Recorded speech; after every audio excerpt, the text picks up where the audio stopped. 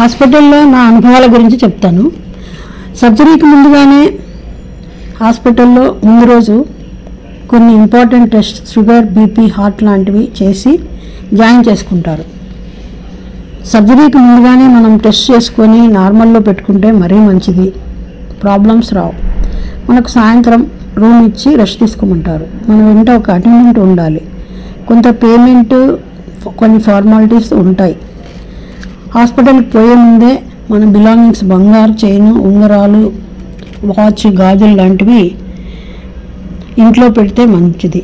పొద్దున్నే ఫాస్టింగ్తోనే ఆపరేషన్ థియేటర్కు తీసుకొని పోతారు. ఆపరేషన్ టైం 4 hours, 2 కాళ్లకు. అబ్జర్వేషన్ 2 to 3 hours ఉంటుంది.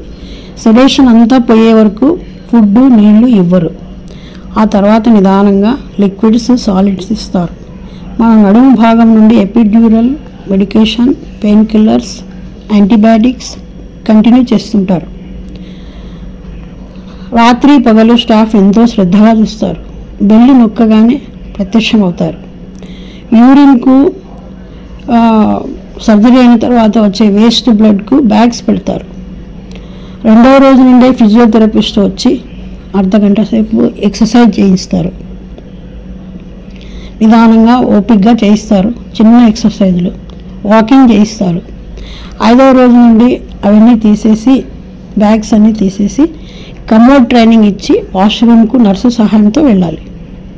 ఎపిడ్యూరల్ వల్ల కొంతమంది వామిటింగ్స్ అయ్యి ఫుడ్ తీసుకోలేకపోతారు. టైమ్లీగా పేషెంట్ని బట్టి ఫుడ్, కాఫీ, బ్రేక్ఫాస్ట్ అన్నీ ఇస్తారు. నేను ఫుడ్ సరిగా తీసుకోలేక 5 kg తగ్గాను. మరొక ముఖ్యమైన విషయం ఏమంటే 5 రోజుల తర్వాత డిశ్చార్జ్ చేస్తారు. అప్పుడు health insurance amount payment cashless పద్ధతిలో ఉంటుంది. దీనికి ముందే ప్రణాళిక చేసుకోవడం అవసరం.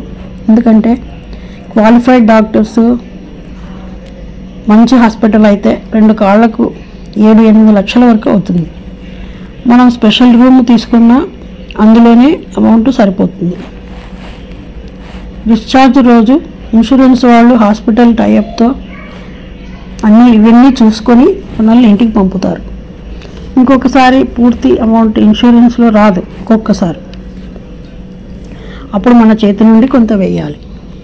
Thank you friends.